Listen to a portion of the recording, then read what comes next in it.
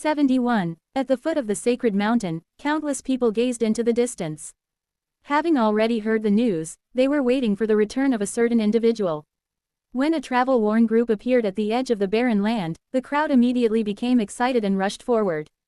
They welcomed the group's arrival from afar. Only when the group passed did the crowd make way, kneeling on either side. They kissed the ground, reciting the Redlichia covenant. Throughout the entire process, no one spoke loudly. Only the sound of devout prayers could be heard. The scene had a peculiar tranquility. The blind poet Tito was among the group's escorts, holding the Redlichia covenant stone tablet in his hands. The escorts surrounding Tito and the covenant tablet stopped at the foot of the sacred mountain, allowing Tito to ascend the path to the Sky Temple alone. The poet stepped onto the first stair and looked up. His psychic power couldn't explore the scene above, but the image of this place had already emerged in his memory. There stood the majestic God-servant city and the towering temple, with the blue sky as a backdrop and white clouds swirling around. The poet felt incomparably at ease, even letting out a long sigh while saying in his heart, "Ah, I've finally returned." The pilgrimage steps were lined with guards holding long spears. The ranks stood on either side, all the way to the God-servant city at the highest point. They knelt on one knee, hands clasped before their chests. The Star Luo Kingdom had arranged a grand ceremony and ritual to welcome the poet returning from the God-given land and the arrival of the Redlichia Covenant stone tablet. The poet ascended step by step. He entered the God-servant city, and all the servants of God knelt devoutly. He entered the Sky Temple, and even the queen and priests bowed their heads on either side. He placed the broken covenant tablet in the Sky Temple, along with his completed open double-angle bracket hymn of the King of Wisdom close double-angle bracket. They would become the sacred relics of the Sky Temple, passed down through generations. As the poet set down the sacred objects and turned around, the priests kneeling on the ground rose one by one. The queen of the Star Luo Kingdom, who was also the high priestess of the Sky Temple, walked up to him holding a scepter and blessed him. "Glory be upon you. This was a grand journey. Everyone will remember your achievements. You and your epic will be immortal." She looked at Tito and asked, "What do you desire?" Tito shook his head. "There's no need, Your Majesty. What I wanted, I have already obtained on this journey. I only hope that the open double-angle bracket hymn of the King of Wisdom close double-angle bracket will spread far and wide, and that everyone will sing this epic. I wish for all the children of the Yinsai to know where we came from and why we exist." He continued, his voice filled with emotion, "I hope that everyone will remember our glory and the blessings and strength bestowed upon us by the gods." The Star Luo Queen said, "This great epic, the legend of the Yinsai and King Redlichia, will undoubtedly be passed down forever in the Yinsai Kingdom and the world." The poet nodded, then bid farewell to the queen and those priests who had once been high above him. Without even the thought of participating in the banquet and celebrations, he went straight home. At home, his elderly father sat on a stone bench, gazing outside. Hearing the commotion outside, he immediately stood up in excitement, then sat back down, pretending to be calm. However, Tito's psychic power saw everything. Tito could imagine how many days and nights his father had looked forward to his return like this.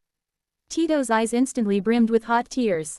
"Father." The aged father stood up and looked at Tito, his hand tracing the scars on Tito's face. "You finally returned. It seems you have suffered much."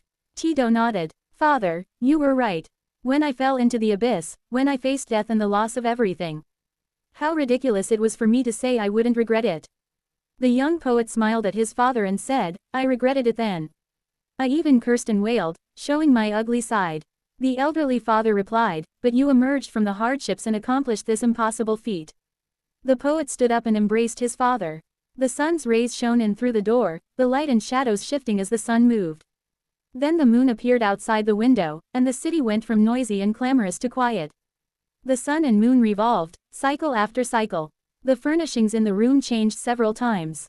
The poet went from calling others father to his children calling him father. The poet leaned over his desk, once again writing something on a bone tablet with his carving knife. This was not an epic, but a record of his experiences on that journey. He had written epics, written legends, written about heroes. Finally, he wrote a story that belonged to him.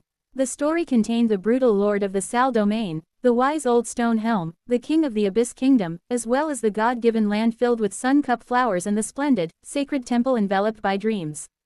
In the story, he wrote down a secret he had never mentioned to anyone else. The purpose of his journey was not only to seek the God-given land but also to escort the divine artifact, the divine cup. A dozen or so thin bone tablets were strung together. On the front, he wrote 2 words. Open double angle bracket Tito's travelogue close double angle bracket. He carefully placed it on a shelf filled with bone and stone tablets. At this moment, children came rushing in from outside, making a ruckus.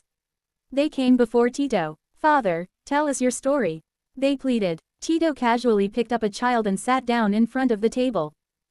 Tilda, then let me tell you about the most beautiful creature your father has ever seen. Legend has it that there is a unique life form with a divine countenance. In the temple of the gods, the messengers of God are spirits called dream spirits. They possess dream-like, miraculous powers and can conjure the things you desire from dreams. The children's eyes widened, and they exclaimed one after another, "They can conjure anything you want." Tito nodded. "Of course, they can conjure anything you want. They are the messengers of God, after all." The children asked, "Then how can we find the dream spirits?" "I also want to conjure the things from my dreams." The poet stood up, holding a child, while the other children followed his steps. The dream spirits also have names, their true names. When you dream, if you call out their true names, perhaps you will be able to see them.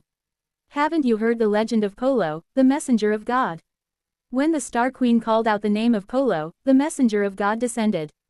The children clamored around the poet, asking, "Then how can we know the names of the dream spirits?" Tito didn't answer. His gaze was fixed on the sun cup flower blooming in the flowerpot in the corner of the wall. It was a precious item bestowed by the queen. The poet suddenly recalled the scene of seeing Polo, the messenger of God, in the sea of flowers, and then he smiled. As the stars shifted and time passed, after the great poet Tito, who had once reached the temple of the gods, passed away, a legend began to circulate among the Yinsei people. Some said that the poet Tito not only obtained the Red Lucia covenant stone tablet from the God-given land but also something more precious. He knew a secret about the God-given land, an earth-shattering secret. Some said that the great poet hid everything in a mural.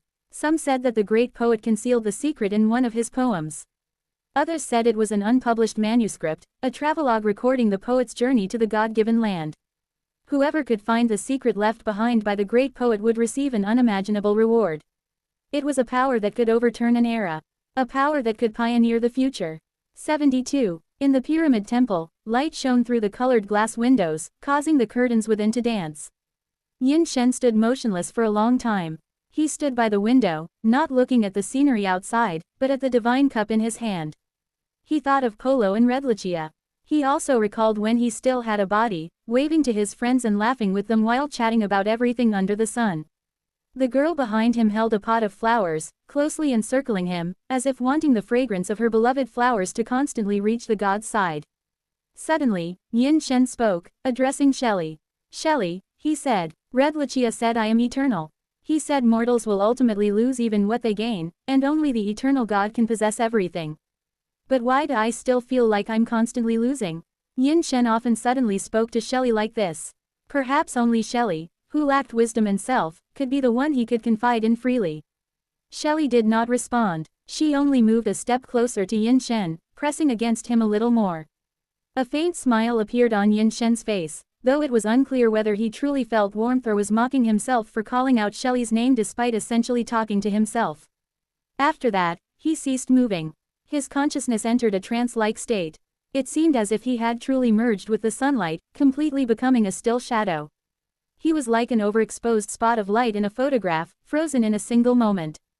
As a being that existed outside the universe and time, the effect of time upon him was like a film he could rewind at will. He slowed down his perception of time, and the outside world sped forward like a slideshow. Clouds and moon alternated, sun and crimson glow lingered. Tides surged, rain and clear skies exchanged places. In the divine flower garden of the God-given land, filled with blooming sun-cup flowers, the number of dream spirits also increased. From a dozen to several dozen, then to over 100. The garden became more and more lively. The dream spirits usually hid in the flower sea, difficult to find. But as soon as one let out a cheer, countless giant sun-cup flowers would close up, transforming into spirits that rushed out. The dream spirit Hela descended from the pyramid, and hundreds of dream spirits rushed out to surround her, spinning in circles. They obediently lined up, and Hela pointed at them, counting their number and calling out their names. Every time a new dream spirit appeared, she would do this once. 1, 2, 10, 100. Finally, 100. A trace of joy appeared on Heila's serene face. She still walked with quiet steps at her own pace back to the temple, but her body swayed slightly involuntarily, conveying her happiness. She came before Yin Shen and looked up at him. God, it's time. That shadow, frozen like a spot of light in a photograph, moved. In this trance-like state, 200 years had passed for Yin Shen. The dream spirit Heila saw Yin Shen awaken and continued. The seeds of the dream world in Lord Polo's divine cup have grown, and the dream spirits now number 100. We also have the God descending technique that Lord Polo sought. All three conditions have been met. Yin Shen said, too few. He was referring to the number of dream spirits. The dream spirit Heila knew she had been a bit impatient, but she so desperately wanted Yin Shen to awaken a little sooner. Hearing him say this now, she was momentarily at a loss. But Yin Shen continued, however, we can attempt it once. The dream spirit Heila nodded and said to Yin Shen, I will make the arrangements immediately. In the spacious temple, Yin Shen stood upon the altar while the dream spirit Heila slept at the foot of the divine statue, cradling the dream egg. Over 100 dream spirits in golden robes stood together, their robe hems connected as if holding hands, singing a joyful tune. La la la la la. The power of dreams emanated from them. One by one, they flew into the dream egg. As beings of dreams, they disappeared from reality and entered the realm of dreams. The dream bubble of the dream spirit Heila grew larger and larger. Larger and larger. The edge of the dream expanded beyond the steps, beyond the God-descended city, reaching the shore. Finally, it enveloped the entire God-given land. The dream bubble was complete. On the bubble's surface, various magnificent scenes floated in the drifting, colorful neon lights. It was about to sublimate from a dream bubble into another form of existence, becoming a fragment of the dream world. But all of this still required one more thing to carry them. Without this vessel and coordinate, all dreams were merely illusory, rootless duckweed. Yin Shen asked, are you ready? The spirit, sleeping while cradling the dream egg, nodded in her slumber. Yin Shen grasped the divine cup, fully unleashing its power. Boom! The entire God-given land, enveloped by the dream bubble, began to distort, gradually becoming ethereal with the power of dreams. In an instant, it vanished, disappearing into the realm of dreams. The dream bubble sank into the divine cup, merging with the seeds of the dream world left by Polo, creating a dream world. This was the power of the divine cup. It could pull all mature dream fragments into the dream world, summoning one dream after another like coordinates, then creating an illusory realm of dreams. The God-given land vanished, becoming part of the dream world, becoming an existence straddling the illusory and the real. The dream spirits that had just disappeared from reality reappeared, holding hands and encircling midair in the temple, still singing that cheerful tune. And the divine shadow upon the altar called out, projection, descend. Yin Shen's shadow gradually became more real. That outline, like an illusory shadow, grew more and more intense, turning the entire temple into a sheet of blazing white. A celestial body, like a star, squeezed in from outside the universe. His power became increasingly materialized. Time began to stagnate and even became chaotic. Some places started to accelerate violently, while others even began to flow backward. The entire dream world rumbled with intense noise, as if it could collapse at any moment. When it reached the critical point of being unable to endure, the intense light emanating from the altar slowly dissipated. Yin Shen gave up on descending. It's still too early, Yin Shen said, though with a tinge of disappointment. He had been looking forward to entering the dream world. Even if he couldn't set foot in the real world, even if it was only in the world of dreams. To feel the wind, to feel the rain, to smell the fragrance of flowers. He would have been content. But the entire universe was rejecting him. Even the bizarre realm between illusion and reality, the dream world, could not accommodate the descent of his will. The dream spirit Heila knelt before Yin Shen. God, it was I who was too impatient, she said softly. Yin Shen knew it wasn't her fault. He, too, had wanted to give it a try. It's not your fault, and there's no need to be anxious or afraid. He looked at her gently. Heila, someday, we will succeed. It's only a matter of sooner or later. Heila looked up at the divine. Have you already seen the future? Yin Shen lowered his head and looked at Heila. There is one benefit to being an eternal existence. As long as there is a possibility of success for something, one can wait indefinitely. His voice grew soft, almost a whisper. Even if it's at the end of time. Yin Shen's words were spoken lightly, but the dream spirit Hela trembled all over upon hearing them. The god had no fear or dread, but she saw incomparable darkness and despair. It was a sadness she could hardly imagine or describe. The dream spirit Hela said to Yin Shen, "The dream world is still too weak to bear the weight of the god's will. The power of dreams also needs the support of the memories of life to grow stronger. Let the dream spirit race leave the God-given land and bestow the power of dreams upon the trilobite men. The god's blessings will make the civilization of the trilobite men even more prosperous." Yin Shen looked at Hela.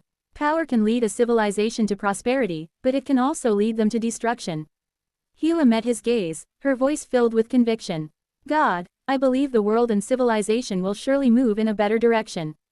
73. Buzz tilde. The heavy metal doors of the temple opened fully, and Yin Shen's ethereal figure stepped out.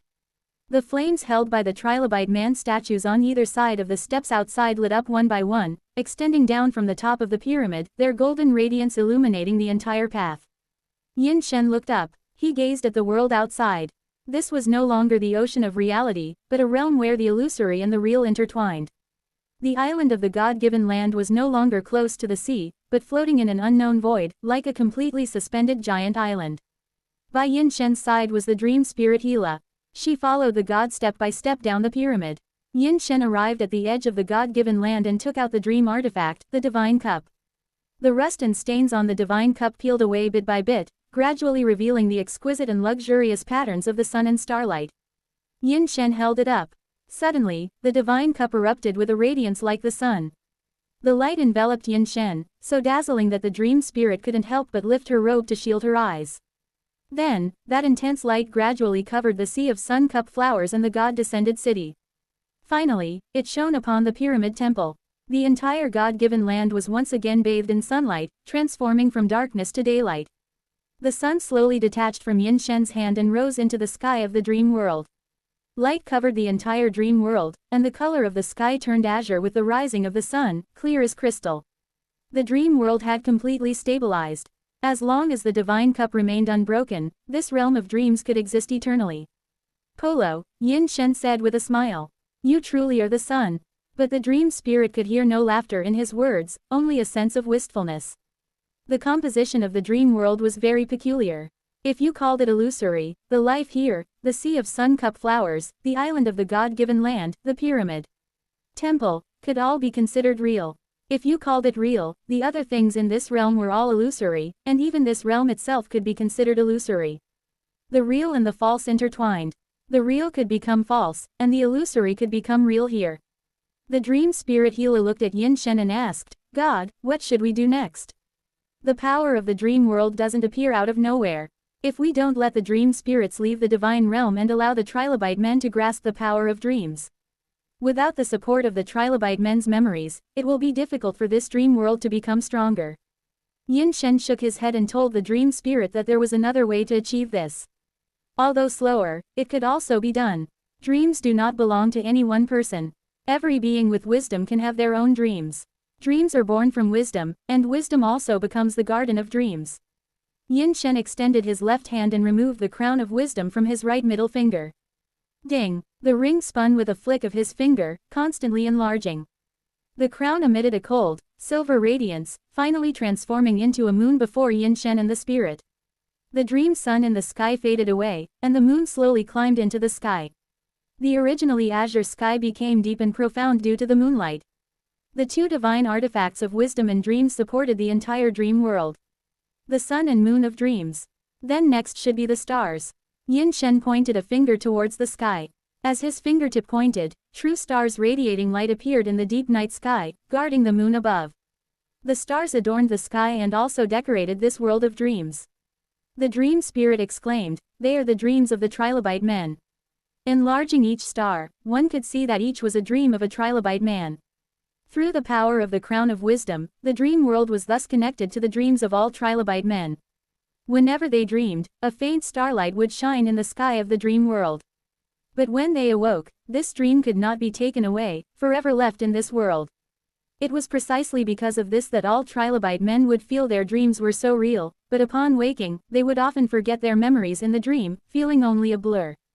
That was because the memories of their dreams had already become nourishment to strengthen the dream world.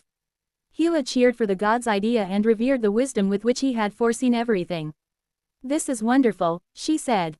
This way, as long as the trilobite men exist, the dream world will continue to grow stronger. The dream world was thus divided into 3 layers.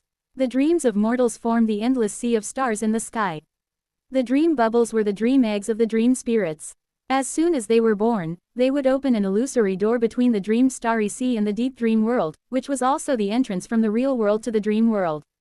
Dream fragments evolved from dream bubbles after devouring a certain amount of memories and dreams, causing a portion of real existence to fall into the dream world, becoming a dream fragment straddling the illusory and the real. The current God-given land, for example, was a huge dream fragment.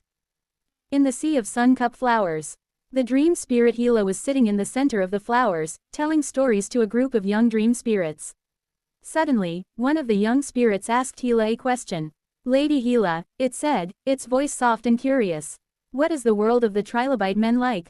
Have you been to their world?" The dream spirit Hela smiled and said, "To them, although I haven't been to the world of the trilobite men, I can take you to see what their world is like." Hela's robe bulged out at an angle, pulling the dream spirit who had spoken, and she floated up with it.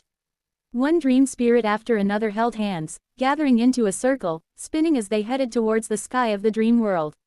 "Look," Hela said, pointing at the myriad lights. "This is the world of the trilobite men. The myriad dream stardust, each revealing scenes from the realms of the trilobite men. This dream stardust included both newly born dreams and very old ones." The dream spirits frolicked and wandered in the sea of stardust, eyes wide open, looking at the dreams of the trilobite men. "They don't have metal in their world?" asked a dream spirit with a beautiful metal pendant hanging from its chest. "They don't have pretty scarves like us? They can't make beautiful hats?" A dream spirit wearing a scarf and hat looked at the world of the trilobite men from its perspective. "They can't use fire?" A dream spirit holding a lantern also noticed the differences it saw. The dream spirit Hela told them, "These are all blessings from God, divine objects we obtained from the dream of God." Walking among the starry sea, Hela suddenly saw a colorful bubble. A dream completely different from the others, a magnificent and beautiful dream belonging to a dream spirit. The scene in the dream was actually the temple of the god, and herself from 200 or 300 years ago, that naive self. This was a dream she had once had, a fragment of her own memory. Even today, she would still often dream of it. The innocent dream spirit stood at the feet of God and told them the name she had just chosen. God asked her, "Hope. Why choose this name?" The dream spirit replied, "I like this word, and I hope that my birth can bring hope and light to this world. Just as God has brought wisdom and life to this world." 74. Star Luo Kingdom, a seaside town outside the god-descended city. Tito Town. The great poet Tito had passed away nearly 200 years ago, and his children, entangled in a complex and treacherous struggle, had dejectedly left the god-servant city and established their own family here. This was where Polo, the messenger of God, and the Star Queen had spent their final years in seclusion. The descendants of the great poet Tito found this place based on Tito's records and memories. They established a village here, naming it after Tito. Over 100 years passed, and the village became a town, attracting quite a few Yinsai people from outside to gather here, gradually becoming prosperous. However, unlike ordinary seaside fishing villages and towns, this coastal town did not rely on fishing for its livelihood. Instead, it was known for its bone book carvings and stone sculptures. The town had a large number of craftsmen, all serfs and subjects of the Tito family's domain. They specialized in carving bone books and stone tablets of the open double-angle bracket Yinsai epic close double-angle bracket, open double-angle bracket Hymn of the King of Wisdom close double-angle bracket, and open double-angle bracket Redlichia Covenant close double-angle bracket, which were then transported to various parts of the Star Luo Kingdom. In the god-descended city and the homes of nobles, merchants, and bureaucrats throughout the Star Luo Kingdom, it was considered an honor to display a bone book or stone tablet produced in Tito Town, demonstrating one's devotion to God. The great poet Tito of yesteryear probably never imagined that his descendants would one day no longer inherit the map-making skills of their ancestors, nor would they learn to become poets like Tito. Instead, they relied on the epics and legends left behind by their ancestors to maintain the glory and honor of the nobility, as well as their lavish lifestyle. These descendant nobles had been living off the legacy left by the great poet Tito for over 100 years. From the looks of it, barring any unforeseen circumstances, this family could continue to rely on Poet Tito's reputation and the great glory of their ancestors for several more centuries. On this day, a merchant convoy arrived at Tito town. The entire town not only had tall, castle-like buildings but was also surrounded by a 2-meter-high stone wall, with a thin stone gate at the entrance. It was called a town, but it was more like a small city. Someone poked their head out from a small window and looked at the merchant convoy. "What business do you have?" The leader of the merchant convoy was a trilobite man with white bone armor, clearly of no ordinary background. "We are a merchant convoy from the Samo kingdom, coming from afar for the epic bone books of Tito town, hoping to bring some back for the nobles there." The person sized them up, a greedy look in his eyes. All merchant convoys must pay taxes before entering the town. The leader of the merchant convoy had clearly come prepared. He placed a handful of bone coins and a few stone coins into the window. The person immediately waved his hand, ordering the town gate to be opened, letting the entire merchant convoy in. The merchant convoy stayed at the inn in town. They looked travel-worn from the long journey and began to rest before dark. But when the dead of night arrived, the people of the merchant convoy quietly walked out of the courtyard one by one, whispering to each other as they drew their weapons. Their silhouettes crossed the street, holding bone spears, stone hammers, and capture nets as they headed towards the castle of the Tito family. This was no merchant convoy at all, but a group of well-trained soldiers. Even more unexpectedly, the leader of the merchant convoy was actually a high priest, one who possessed the power of divine techniques. With a wave of his hand, he snapped the necks of several castle guards from a distance, right through the main gate. Then, with a single hand, he pushed open the castle gate and charged in with the soldiers. A massacre descended upon the Tito family. In the hall littered with corpses, the walls carved with sacred images and the gazes of generations of kings bore witness to this brutal slaughter, as well as the sin and greed. Before the exquisite long table, a trilobite man so fat that one might doubt he could walk without assistance was being held at sword point by the leader of the merchant convoy, a Rus sword pressed against him, one foot stepping on his hand. "Speak, where exactly is it?" The patriarch of the Tito family was at a loss. "What are you talking about?"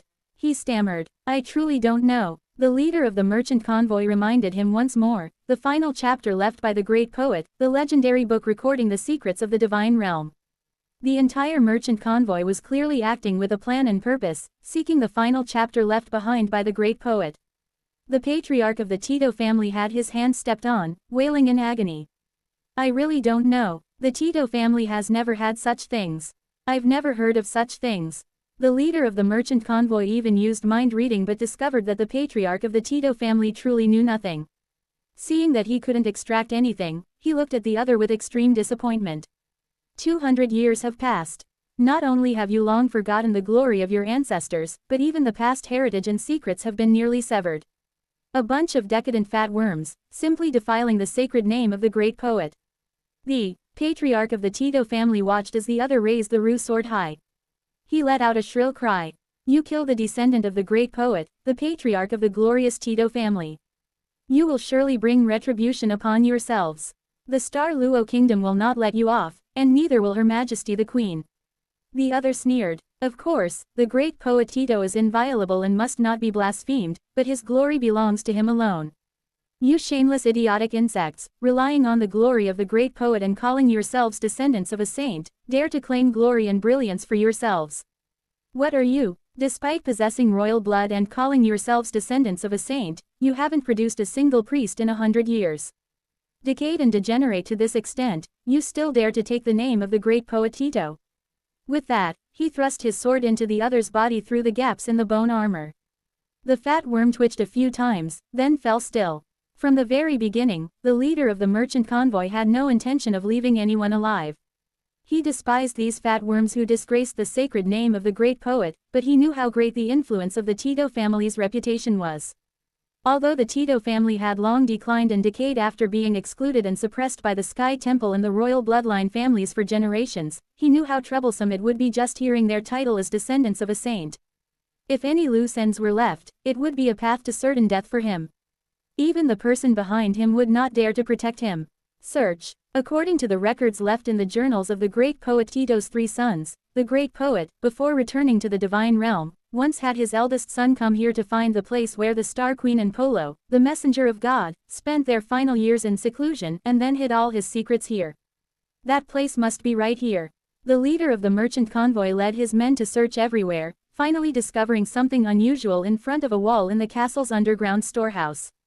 Found it. The wall was carved with a pattern of stars, neither luxurious nor extraordinary.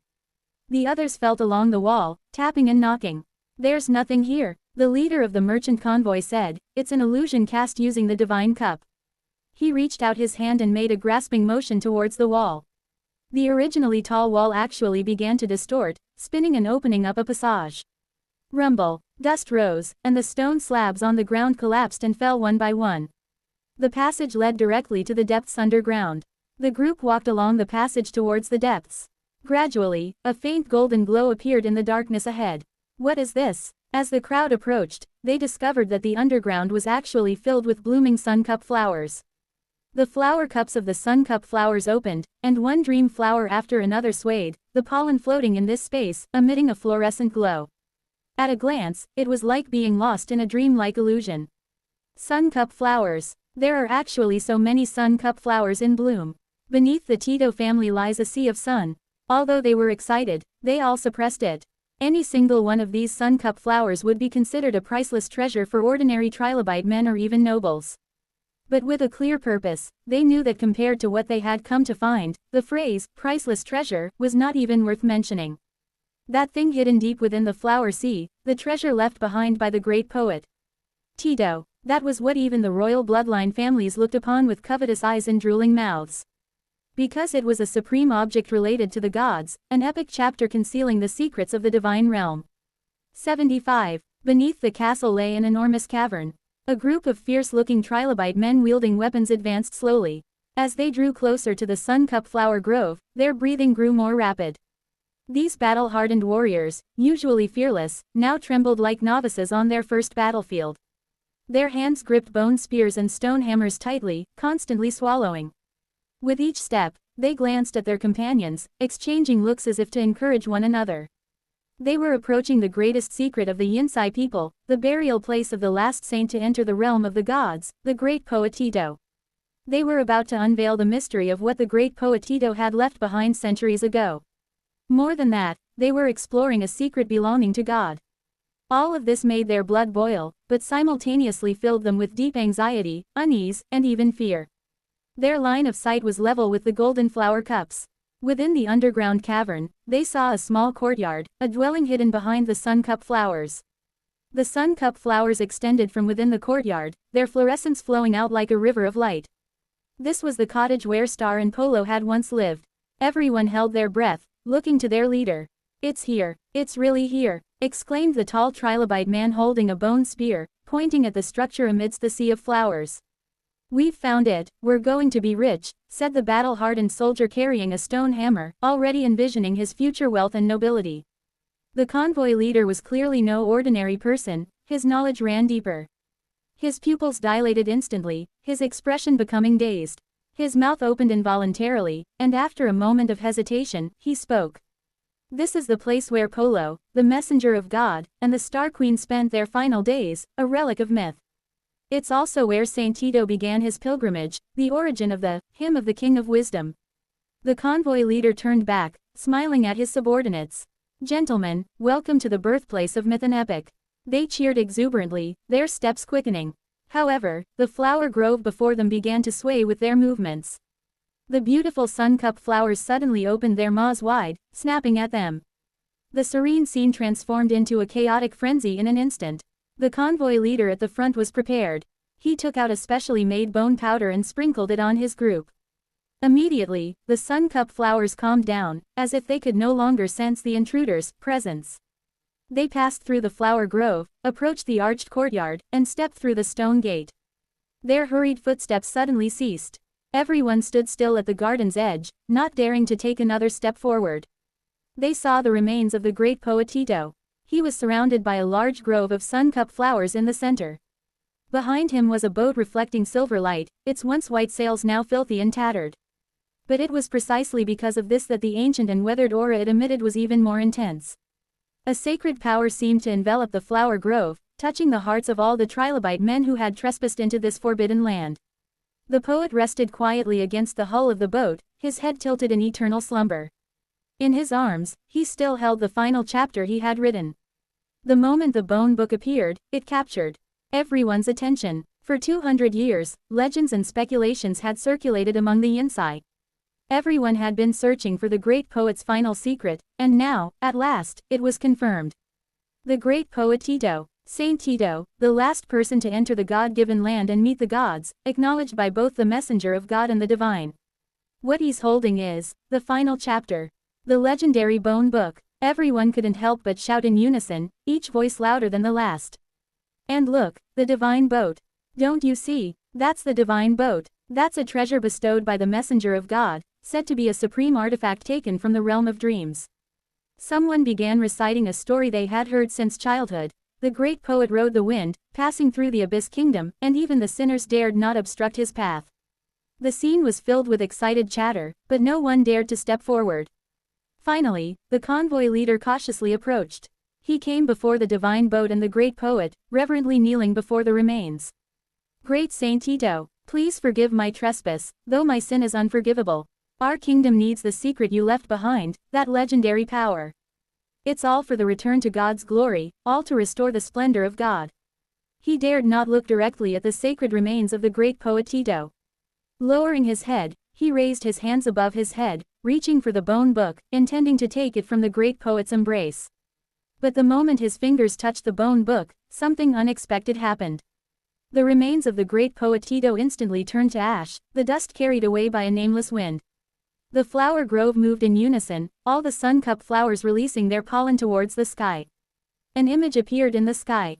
It was a mythical being with a divine countenance, wearing a golden robe, holding a female trilobite man in his arms, lying in a whirlpool like the Milky Way. Everyone looked up, including the leader kneeling on the ground. The leader, still kneeling, raised his head to look at the vision above. It's the scene of Polo, the messenger of God, and the Star Queen's passing. I never imagined that the great poet Tito remembered this scene until his death, and even imprinted it in the sun-cup flowers. At this moment, the nameless wind that had stirred up the ashes suddenly transformed into the phantom of the great poet. A voice, sorrowful and ethereal, echoed through the air. Ah, so it was my dream. I've awakened. The shadow of the poet Tito followed the rotating Milky Way, accompanying the divine messenger Polo and the Star Queen, and dissipated together above the sun-cup flower grove. Everyone was struck speechless by this stunning and beautiful scene, the entire underground cavern falling into complete silence. Rumble. With a thunderous sound, the entire cavern collapsed. Huge waves rushed in, swirling seawater engulfing and destroying everything in its path. Amidst the surging waves and whirlpools, the convoy leader clutched the bone book tightly. He anxiously looked back at the other precious treasure. The divine boat. The convoy leader certainly knew the significance of the divine boat. It was an item that had come from the God-given land, a unique treasure in the world. No one knew what other secrets it might hold, or if it possessed powers and uses unknown to them. However, at this moment, he could only watch helplessly as the divine boat, this treasure from the realm of the gods, was swept away. He watched as the silver boat was carried by the huge waves into the other side of the passage, plunging into the depths of the sea. Above ground, the quiet night in Tito town was also awakened by this thunderous sound. Seawater burst forth from the ground, forming fountains that gushed upwards. The awakened townspeople and craftsmen rushed out, looking towards the direction of the castle. What's happening? What's going on? Look, it's falling, it's collapsing. The tall and majestic castle, with the ground sinking and amid rumbling sounds, crumbled into ruins. It had taken the Tito family over 100 years and generations of people to continuously expand and build such a magnificent castle. Yet its disappearance took only an instant. 76. As dawn broke, the first rays of sunlight appeared on the horizon. A figure crawled out of the sea onto the beach, clutching a bone book tightly in his hand. His gaze was fixed on Tito town in the distance. Unbelievable. They're all dead, he muttered in disbelief. The group had traveled 1,000 miles to complete this mission, and now he was the only one left alive. Although trilobite men could survive underwater, all the others had been crushed or trapped by the collapsing ground. It seemed impossible for them to escape now. Even he had barely managed to escape, and despite being a high-level priest, he couldn't withstand the force of the collapsing earth. His hand caressed the words on the bone book, and his tense, suppressed emotions instantly relaxed. Thank goodness I managed to get the bone book out, he sighed with relief. No matter how many people had died, as long as he could bring this object out, it was all worth it. He ran quickly with the bone book, as if someone was waiting for him in the distance. However, halfway there, he suddenly stopped. His expression was complex, but it quickly stabilized.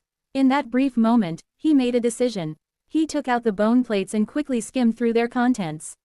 There weren't many words on the bone plates, and he finished reading them shortly. He finally knew what secret the great poet Tito had left behind. His face showed an expression of sudden realization, yet he also seemed profoundly shocked. So that's it, he exclaimed. The secret left by the great poet is this: there really is a dream spirit that can fulfill any wish. Untying the rope binding the bone book, he removed the last bone plate document, then retied the bone book. The leader made his way along the coast, arriving behind a group of reefs. Behind the reefs stood a tall male trilobite man, with immaculate white bone armor and a rune mark like an eye on his forehead. These features indicated that he was no ordinary person. If not a king, he was at least a prince, otherwise he wouldn't possess the mark to control Rue beasts. The leader approached him, humbly kneeling to present the bone book. Your Highness, this is the bone book left by the great poet Tito, he announced. For 200 years, it has lain hidden beneath the Tito family castle. Today, it has finally emerged into the world once more. And now, it belongs to our volcano kingdom. The prince eagerly accepted the bone book, glancing at it before exclaiming excitedly. The branch family of the Tito clan was right after all. The great poet really did leave behind a final chapter. He laughed triumphantly. The secret that the Star Luo kingdom couldn't keep, the treasure they couldn't obtain, now belongs to our volcano kingdom. The four royal bloodline families, Xilong, Samo, Sel, and Hosen, represented starlight, desert, ocean, and volcano respectively, symbolizing the most beautiful and powerful things in the world. They were also King Redlichia's blessings and wishes for his children. They had established the Star Luo Kingdom, Samo Kingdom, Sel Kingdom, and Volcano Kingdom. These people, disguised as a merchant convoy from the Samo Kingdom, were actually soldiers from the Hosen family of the Volcano Kingdom. Especially the leader, who was a priest from a royal branch family. The prince of the Volcano Kingdom asked him, "Why did you cause such a commotion? Didn't I tell you to be careful? Where are the others?" The leader replied, "All dead." The prince asked again, "Are you sure they're all dead?" Leader, "Certain." The convoy leader nodded. "Although it wasn't perfect, you've obtained the bone book left by the great poet, which is already quite an achievement. You've completed your mission. When you return, glory and rewards will surely await you." As the prince finished speaking, he put away the bone book. At the same time, the bone whip in his hand suddenly and unexpectedly lashed out towards the convoy leader. The convoy leader reacted quickly, deflecting the bone whip with his Rue sword. The blade turned, creating a flourish that knocked away 3 bone spears thrust at him from behind. His exceptional combat skills and heightened awareness saved his life. The convoy leader turned and ran, not daring to say another word, let alone question or curse. Having personally slaughtered the family of Saint Tito on orders, he had anticipated that his own fate might not be good. Seeing the other man flee into the distance, the prince of the Volcano Kingdom no longer cared about exposure. He directly activated his wisdom power, pressing his finger to his brow. Buzz, buzz, buzz. The earth beneath began to heave and rise, clearly indicating the movement of a terrifying, enormous creature underground. He had directly summoned a Rue beast. Over the years, the royal bloodline families had gradually solidified the strongest forms and cultivation methods for Rue beasts. The Volcano Kingdom, located in a region of volcanoes and deserts, excelled at cultivating worm-like burrowing beasts. The convoy leader ran wildly, but before he had gone a few hundred meters, he heard the commotion behind him. He looked back to see the ground continuously rising and the giant beast rapidly approaching. His face showed despair. He hadn't expected the prince to dare bring a Rue beast so close to the god-descended city, and to have hidden it nearby. There was no way he could outrun a Rue beast. Now, to survive, he had only one option to try. He knelt on the ground and began to recite the secret left behind by the great poet Tito that he had just read, the true name of a powerful divine messenger who accompanied the Yinsai god. In his final chapter, the great poet Tito had said that by chanting the divine messenger's true name, one could communicate with her will. This would connect him to the realm of the gods. Guardian of God's garden, divine messenger of the dream realm. Dream spirit named Hope, I humbly beseech you to answer my prayer. Hela. As he called out that name with strange syllables and intonation, an odd vibration spread through the air. No one could hear the sound of that name, because rather than a sound wave, it was more like a resonance and vibration of consciousness. However, he didn't wait for any response. The Rue Beast had arrived. Tentacle-like things emerged from the ground, entangling him and lifting him high. The immense force twisted his legs, instantly crushing them into a twisted mass. Blood gushed from his mouth, but his eyes showed no resentment or hatred. Perhaps from the beginning, he had anticipated this fate and outcome for himself. He looked at the Rue Beast crawling out of the ground and the prince standing atop its head. I thought I could obtain the legendary final chapter of the great poet Tito, and use its power to change the era, he said. Even if I slaughtered the saint's family, at least I could achieve some great feat. Rather than let a bunch of fat worms occupy this God-given treasure, why not use it to accomplish something great that our predecessors couldn't? Alas, the end came so quickly, he lamented. The prince looked at him coldly. Did you think you were a king? A bastard from a branch family, your mission is to protect the royal family. Glory and achievements belong to the king alone. What right do you have to claim them? The leader smiled and suddenly said, Your Highness. Is this power we've obtained truly sanctioned by God? Perhaps because of this, I've suffered the consequences. But it's destined that you won't obtain it either. As soon as he finished speaking, the Rue Beast's tentacle pierced through his chest. The prince killed the leader not only to prevent the leak of his order to slaughter Saint Tito's family but also to ensure no one else knew about the great poet's final chapter in his possession. It was all over. There was no Volcano Kingdom coveting the God-given objects of Saint Tito's family, just a Samo Kingdom merchant convoy that massacred the entire Tito family out of greed for their remnants. However, what the prince didn't anticipate was that although the leader had died, his final words had been transmitted. Along the dreamlike starlight, they reached the dream world. At that moment, the secret within the great poet Tito's bone book was fully revealed to the world. 77. In the dream world, within the supreme temple of the God-given land, Yinsai, the supreme god of the trilobite men, had merged into his statue and fallen into slumber. Unless awakened or disturbed by an unexpected event, Yin Shen would use this method to traverse time. As he had said, he waited within eternity for the moment of his true descent. The dream spirit Hela and the fusion monster Queen Shelly stood guard on either side below the god's hall. Suddenly, the dream spirit, resting on the ornate stone bench to the right, felt something while in the midst of a pleasant dream. The dream sun in the sky flickered slightly, and a voice from outside the dream world echoed in her ears. Guardian of God's garden, divine messenger of the dream realm. Dream spirit named Hope, I humbly beseech you to answer my prayer. The dream spirit's eyes flickered slightly, and she let out a dreamy murmur. This was the first time someone had called her true name. The dream spirit involuntarily responded to the call, as if someone had called out to her, instinctively turning her head. She traced the voice through the dream, and the entire dream fragment rotated with her power. Dreamlike starlight rose from the sea of sun-cup flowers, transforming into a dazzling ribbon that lifted into the air. The dream world opened a great door, projecting into the mortal realm. She saw who was calling her. On the coastline, a trilobite man controlling a Rue Beast killed another trilobite man on the spot, all for a bone book. The dream spirit, resting on her dream egg, furrowed her brow slightly in her peaceful sleep. She opened her eyes, exuding the languidness of someone just waking up.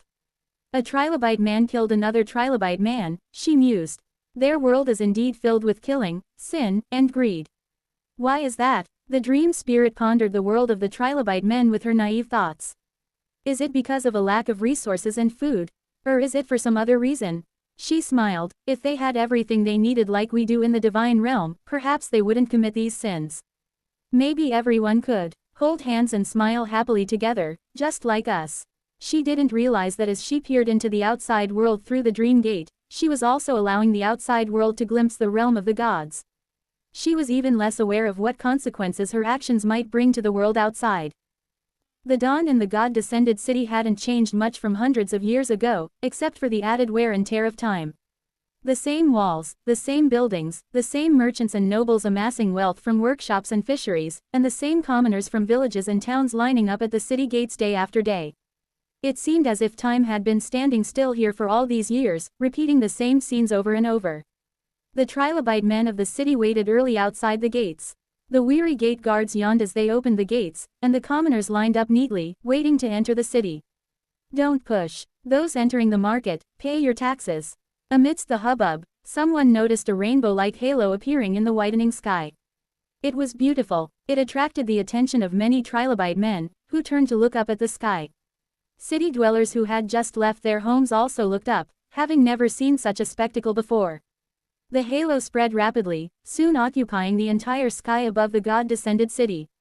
What is that? The halo expanded, transforming into what looked like a massive doorway or perhaps a passage to another world. The clouds swirled with the phantasmal starlight, revealing the scene behind the halo. Everyone finally saw what it was. The ethereal, brilliant dream sun hung in the sky like an oil painting. An endless sea of sun cup flowers swayed in the wind, their open cups facing the sky as if chanting a sacred melody. The broken, ancient god-given city, with its towering statues and collapsed palaces, bore witness to past glory and splendor. A majestic, grand pyramid stood tall, with exquisite white trilobite man statues holding up beams of light on either side of the steps. Finally, there was the temple rising above all else, the abode of the gods. In an instant, the morning clamor fell silent, as if someone had pressed a mute button. Everything came to a sudden halt. The expressions on everyone's faces froze between shock and disbelief. Even the most uneducated commoners, upon seeing the sea of sunflowers, immediately recognized what they were witnessing. It was the God-given land from the Hymn of Redlichia, sung by traveling bards, the sacred hall mentioned in King Redlichia's covenant. "Hey, did you see that?" the noble exclaimed, his voice filled with awe and disbelief. Inside the god-descended city, in a tall, classical castle, a noble stood at the window, dazedly nudging the servant beside him. The servant stared at the sky, speechless, forgetting to respond, or perhaps not even sensing that someone was asking him a question. The silence was finally broken by a shout from the crowd at the city gates. "It's the divine realm. That's the kingdom of the gods." A wave of voices washed over the god-given city. Thousands upon thousands of people rushed out of their homes in a frenzy, converging in the streets. Some knelt on the ground, reaching towards the sky as if embracing the divine realm, or perhaps lifting up the eternal throne of the gods. "Great Yinsai, have you returned to the kingdom of Yinsai? A miracle, this is a miracle. The gaze of the gods has once again fallen upon the god-descended city. We are once again noticed by the divine. This is the true Holy Land, the origin of the gods and King Redlichia's descent, the starting point of creation, the beginning of myth and epic." Some loudly chanted the Redlichia covenant, walking along the streets and shouting. "God said." The king said only the gods are eternal. They walked, gesticulating wildly. It was madness, yet there was an indescribable piety to it. Some rushed to the lighthouse, as if this would bring them closer to the gods. The sky above the god-descended city had opened the gates to the dream world, projecting the realm of the gods before all the trilobite men.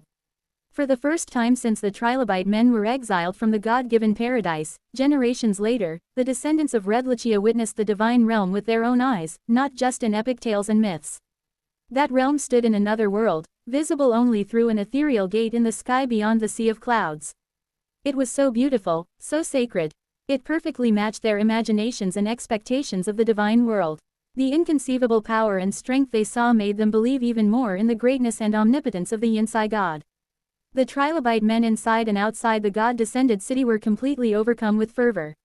Although the appearance of the divine realm lasted only for a moment before dissipating into starlight, countless people chased after it in the streets and the lands outside the city, as if pursuing the fading starlight would lead them to the halls of the gods.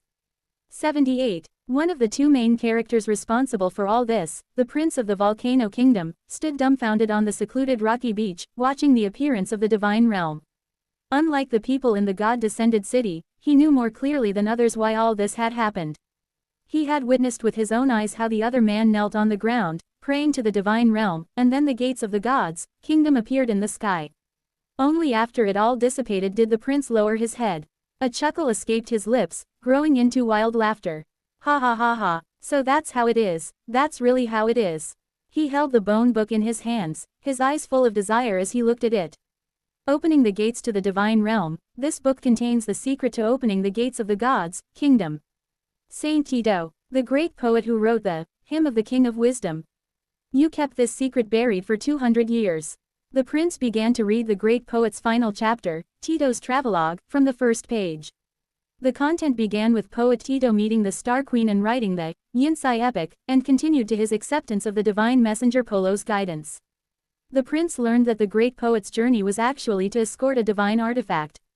It was because of this that the gods allowed him to enter the gates of the divine realm. Tempering, baptism, traversing the abyss kingdom alongside a king. He entered the hall of the gods, saw the mother of life who controlled the mother conch of all things, and the dream spirit who could create anything from dreams. Some of these stories the prince had heard before, others were completely new to him. At the end, there was something different. It was the scene of the great poet about to leave the divine realm. The book wrote, open black lens bracket. I asked the divine messenger, can we also possess this power? It might be able to change the entire future of the Yinsai people, close black lens bracket.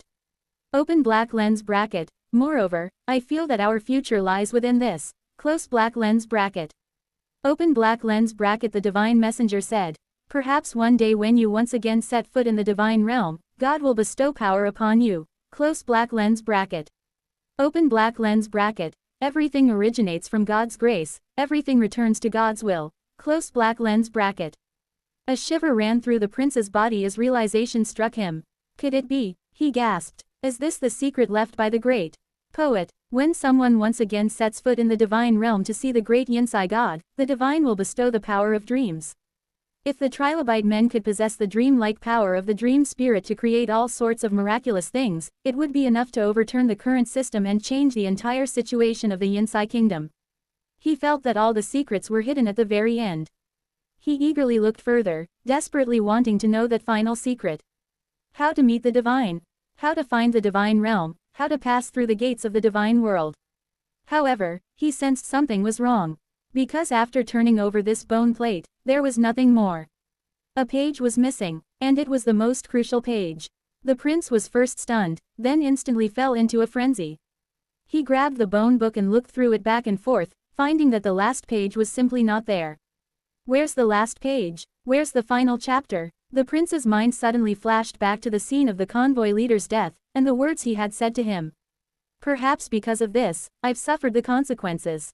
Blood spilling from his mouth, the other man had smiled bitterly and said to him, but it's destined that you won't obtain it either. He finally understood what those words meant. The realization that he had both gained and lost everything in an instant turned the prince's eyes red with rage. In his fury, the prince tore the other's remaining corpse to shreds, but couldn't find what he was looking for. Damn it, damn it, damn it. He secretly followed the path the convoy leader had come from, searching every corner. Unfortunately, he couldn't find what he was looking for. The administrative mansion of the god-descended city was the side palace of King Yesiel, the second king of wisdom.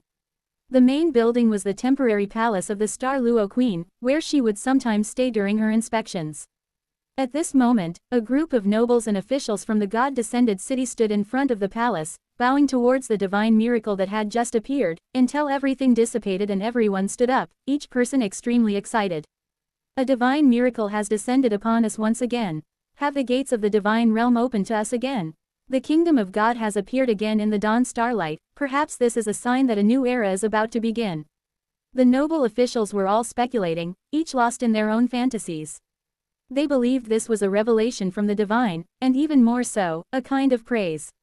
But no one thought that all this was merely because someone had contacted the spirit guarding the gates of the dream realm through some means. The governor of the god-descended city stood at a high place and said to everyone, quickly report to Her Majesty the Queen, this is a blessing from the divine to us, and also the glory of our god-descended city. Everyone erupted in jubilant cheers, seeing this as their moment of glory and the foundation for their return to power. But at this time, someone brought news from outside the city. Lord Governor, Tito town outside the city has been invaded by an armed merchant convoy from the Samo kingdom. All the people of the Tito family have been killed, and the entire castle has collapsed into the ground. The governor was instantly stunned. What did you say? Soldiers rushed into Tito town, controlling this prosperous town, and at the same time blockaded the Tito family's castle. Seeing this tragedy, the nobles of the god-descended city present sighed and shook their heads one by one. The main branch of the Tito family is completely finished. The line left by the great poet Tito's second son is said to have died out as well. In this case, only the branch line started by the third son remains. The inherited saintly family legacy and title will probably be inherited by them. Many of these officials were quite envious of the Tito family branch, suddenly inheriting this unexpected glory. The title of a saintly family was not something that could be compared to mere nobility, it was something that any kingdom would have to treat with the utmost respect. But when the governor of the god-descended city saw this scene, his thoughts were far from the others' excitement. Why did these people attack the Tito family? Why did the scene of the divine realm appear in the sky? Why did these two events happen together, just by coincidence? Could it be? He whispered, his eyes widening. The legend is actually true. The governor immediately ordered people to check every corner, every place here, and even sent for the high-level priest in the city who was equal to him in status. If it was just a merchant convoy seeking wealth and slaughter, he would only mourn the scene, and then focus his main energy on pursuing and arresting the convoy while in shock. But now it was completely different, he had to clearly know the entire process.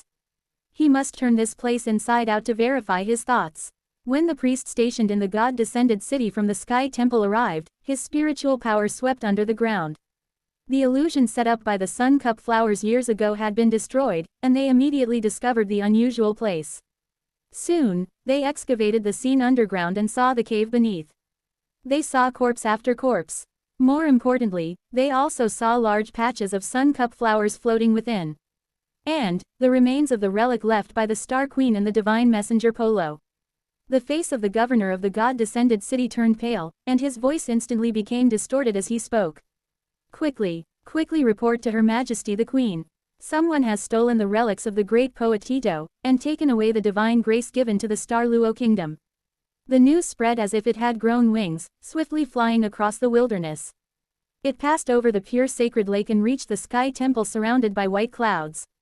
79. In the dream realm, the dream spirit Hela gathered her companions in front of the ancestral fish swamp, demonstrating her newest divine dream technique acquired over a decade ago. The divine pottery technique. God had bestowed upon her the divine techniques to create ice and snow, oil, metal, and glass, all of which she had long since mastered. Ice and snow required water as the spell material, oil needed fish and insects, metal needed ore, and so on. But pottery only required earth as its spell material. Hela sang cheerfully as she worked, the gifts are coming to life. Hela touched the mound of earth, and a swirl of dreamlike starlight rose up. In the blink of an eye, the earth on the ground transformed into exquisite white pottery. Among them were half-man-high statues, small but lifelike figurines, painted pottery plates, and more, each one unique. Ah, how beautiful! Wow wow wow! Lady Hela is amazing! The little spirits surrounding her eagerly rushed forward, selecting their favorite gifts. Hela's face broke into a satisfied smile. She loved bringing joy to others, the happiness of the little spirits made her even happier. Lady Hela is so incredible, she can create anything, one little spirit said, gathering around Hela and looking at her with admiration. It's so beautiful, exclaimed a newly born little spirit, holding up its colorful pottery figurine. When will we be able to make wonderful things like Lady Hela? Hela led the little spirits into the sea of flowers. Some little spirits floated up, spinning around Hela above the flower sea. When you turn 100 years old, you too can choose your own dream egg, Hela told the little spirits. Then you'll be able to practice divine dream techniques and create things you want. The little spirits immediately replied, those big spirits also have dream eggs, but the things they create are so boring. Other spirits floating like petals above the flower sea chimed in, that's right. They're so ugly, nothing like the beautiful things Lady Hela creates. Most little spirits preferred Hela because, compared to the other big spirits who loved to play tricks and never seemed to grow up, she was more like a mature, reliable older sister. The little spirits complained to Hela about how the older spirits played pranks on them. Last time, Xiao created a metal pendant that turned into a scary bug. And, they once made a terrifying monster statue to scare us. Those big spirits are the worst. At this moment, several heads popped up from the flower sea. The big spirits were angry, they didn't accept the little spirits' criticism, how are our creations not good? They're great, they glared, that's right. You just don't know how to appreciate them. Some even stuck out their tongues. Naya naya naya naya naya. Despite the vast age difference between the big and little spirits, their personalities were remarkably similar. Whether big or small, they were all children at heart. The group of dream spirits started to quarrel again, causing chaos in God's garden. The big spirits were second-tier spirits with dream eggs, but their divine techniques weren't directly bestowed by God. Most of their talents couldn't compare to Gila's, and they didn't like studying. Even after learning for so long, they hadn't mastered these divine dream techniques, and the things they created were scorned by the little spirits. At this moment, a mischievous little spirit left the group and peered into the temple alone, curious about the rumored monster the big spirits had mentioned.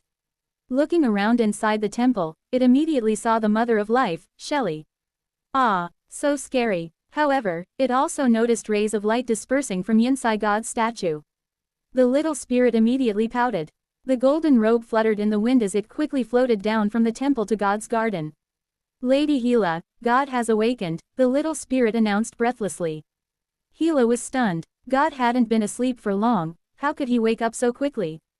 This was unusual compared to God's recent sleep patterns. But she was glad. She had feared that God might sleep for hundreds of years again, like last time. If that happened, even with her lifespan far exceeding that of the trilobite men, she would rarely get to see God. In the divine hall, Gila hurried to God's presence. She saw the newly awakened God. Though happy, she didn't express it through body language like the other dream spirits, only through her eyes. She adjusted her elaborate robe and stood straight before God, bowing. God, why have you awakened so early? Gila asked, puzzled. Although Yin Shen had been in slumber, his subconscious had been aware of everything happening outside, recording it all. Gila, did you open the gates of the dream world? God inquired. The dream spirit felt a bit embarrassed. The dream world had just taken shape, and this was her first time guarding its gates. But she wouldn't lie to God. Gila answered truthfully. God, a trilobite man read Poetitos chapter and called me by my true name, Gila explained. I looked at him once in the dream, just one glance. God looked at her and, after a long silence, said, do you realize that your single glance will bring great disaster to the world of the trilobite men? The dream spirit was stunned. With her understanding and imagination, she couldn't comprehend what this meant. She couldn't imagine how looking at someone once could bring them disaster. When had she acquired such powerful abilities? But of course, God's words couldn't be wrong. Feeling as if she had made a terrible mistake, she stammered. I just heard someone call me, so I looked at him once. But God, I'm a dream spirit. I only have the ability to dream, Gila protested. My eyes don't have the divine power to bring disaster. God didn't blame Gila, but said, Gila, you are kind-hearted. You were born from sweet dreams. You don't understand human hearts, God explained gently. God told her, all evil and greed can be exorcised without restraint just by shouting, in the name of God. A single phrase, for God's glory, can send millions to their deaths. To you, it was merely a moment's glance from the divine realm to the mortal world. But to the trilobite men, it's power, glory, and authority. It's everything they want and pursue. 80. In the Sky Temple, a female trilobite man knelt before Yinsai God's throne, hands clasped in prayer, eyes closed in devotion. Suddenly, a priest from the Sky Temple burst in, disrupting her prayer. Your Majesty, she was the 10th High Priest of the Sky Temple and the Queen of the Xylong family, one of the royal bloodlines. After generations of inheritance, the Star Luo Kingdom had grown increasingly powerful, with tens of thousands of subjects under its rule. The Queen looked annoyed, displeased that someone had interrupted her prayer to God. This is a sacred temple, she said sternly. How dare you disturb the peace here? Are you not aware that this is blasphemy against God? The intruder was terrified, kneeling on the ground. He dared not say another word. But the Queen also knew that unless something extremely important had happened, he wouldn't dare intrude into God's hall. The Queen left the temple and came to a column in the corridor. What has happened? A junior priest of the Xylong family presented a bone tablet, news from the God-descended city. The Queen stood up and read it, her expression instantly changing. The usually composed and steady Star Luo Queen uncharacteristically exclaimed. What? The bone tablet stated that a merchant convoy claiming to be from the Samo Kingdom had infiltrated Tito town, massacring Saint Tito's family. Simultaneously, a gate had opened in the sky above the God-descended city. This wasn't the most important part. What truly alarmed the Queen was what the governor of the God-descended city reported next. After the massacre of the Tito family, the governor discovered Saint Tito's burial site beneath Tito town, along with relics left by the divine messenger Polo and the Star Queen, their final place of seclusion. More shockingly, the theft from Saint Tito's burial site coincided with the opening of the gates to the divine realm. The governor of the god-descended city was certain that someone had taken Saint Tito's relics and used them to open the gates of the divine realm. The exact words on the bone tablet were, "Open black lens bracket, a gate to the divine realm opened in the sky above the god-descended city." Beyond the gate was the God-given land and the God-given city, with the eternal pyramid and temple appearing amidst starlight. God has once again shown us the way back to our divine origins. Close black lens bracket. Open black lens bracket, Your Majesty. All of this stems from the secret left by Saint Tito. This is the supreme glory belonging to the Star Luo kingdom, a blessing bestowed upon us alone by God. Close black lens bracket. Open black lens bracket, and this blessing has been plundered. Close black lens bracket. The queen's emotions rapidly shifted from excitement to anger. She was thrilled to learn that Saint Tito had left a method to open the gates of the divine realm, and even more so that someone had succeeded in doing so. What did this mean? It meant that God had acquiesced. The supreme God had allowed the trilobite men, fallen into dust and mortal soil, to open the gates to his realm. He had permitted the trilobite men to return to the God-given land. Although the nature of this permission was unclear, whether it allowed someone to ascend to his realm and cleanse the original sin of the trilobite men, or if it allowed the will of deceased trilobite men to return to his hall instead of wandering the barren earth, it was significant. The anger came from the fact that something belonging to the Star Luo kingdom had been stolen. The queen lowered her hand, putting down the bone tablet. She looked into the distance, muttering, "The secret left by Saint Tito. And, the way back to our divine home." Home. When she said the word, home, even as the Star Luo queen, she felt a shiver run from her heel to the back of her head. She suddenly felt as if countless different voices were roaring and calling in her blood, the voices of her ancestors, the desire and expectation hidden deep in the blood and will of generations of trilobite men. Then, without hesitation, she extended her hand towards the sacred lake, invoking her most powerful divine technique and strength. Divine technique. Consciousness projection. From the sacred lake, a terrifying giant beast broke through the surface. The Sky Temple Queen's consciousness descended upon the Ru beast, using its eyes to survey the surroundings as it gradually rose from the depths of the water. "Go forth, Sky Beast," the queen commanded. "Go to the god-descended city and retrieve what belongs to the Star Luo kingdom and the Xylong family." The consciousness projection divine technique, originally developed by the Star Queen, had gradually become mainstream among priests. While not as versatile as the illusion techniques gained from fusing with the Sun Cup flower, it proved equally powerful in real-world applications. High-level priests gained the ability to control and manipulate beasts from thousands of miles away, allowing them to gather intelligence and assassinate targets. More importantly, while they previously used wisdom power to communicate with beasts and monsters, which sometimes proved unreliable despite the mental connection, consciousness projection was entirely different. The priest's consciousness almost merged with the controlled entity, allowing for seamless control as if it were their own body. This was especially true for the royal bloodline families. By projecting their consciousness into Ru beasts, they could quickly strike and control any city in the kingdom while remaining in the capital.